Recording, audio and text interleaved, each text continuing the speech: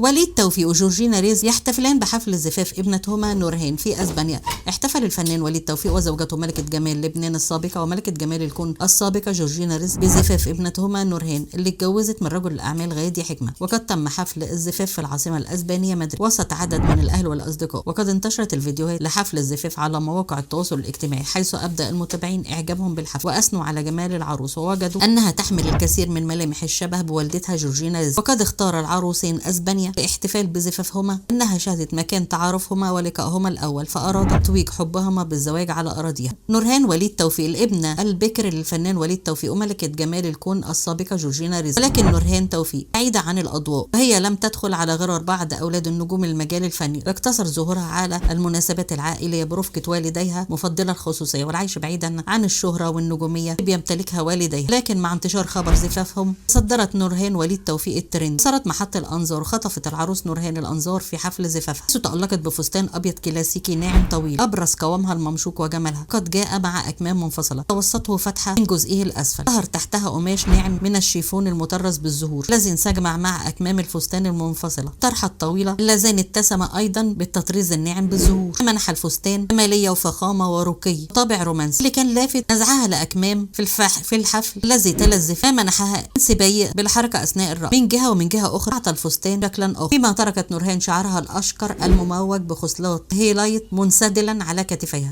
تتمت النصف الرفعه، وجاء تاج الزهور على شعرها يضفي لمسه رومانسيه على اطلالتها. فيما اعتمدت نورهان مكياج ناعم ابرز ملامحها الجميله الناعمه. حفل الزفاف اقيم وسط اجواء رومانسيه في الهواء الطلق بحديقه احد الامكنه امام مبنى جميل الطراز يتسم بناءه الكلاسيكي بالفخم، حيث صارت العروس برفقه والدها الفنان وليد توفيق لقطه جميل تبطى ذراعيها وسط مر من الزهور الحمراء، تناثرت على سجاده بيضاء اللون، حيث سلمها في نهايتها الى عريسها الذي كان واقف منتظر وصولها، حيث قام بمعانقه والدها. فيما كان المدعوون يجلسون في الحديقه المليئه بالورود الحمراء اشجار يتابعون حفل الزفاف ويلتقطون الصور والفيديوهات للعروسين. واللي كان لافت اهتمام والدها حمل طرحتها وتنسيقها، هو ينظر الى ابنته كل نظرات الفرح. غنى لها الفنان وليد توفيق كبرت البنوته وصار بدها تتجوز، تتركني وتفل كبرت البنوته، كبرت ست الكل، تتركني وتفل بيتها بدموع العين، ربتها بالنقد وبالدين، بيجي واحد مدري من فين بياخدها ويفل. وغنيت لها الاتنين بليالي الشتويه، عديتهن عدد الايام، صارت صبيه كهكرت، عدت سنين كرمال عيونها الحلوين، لما صارت بالعشرين ريس الغفله طل ياخذها ويفل، كبرت البنوته.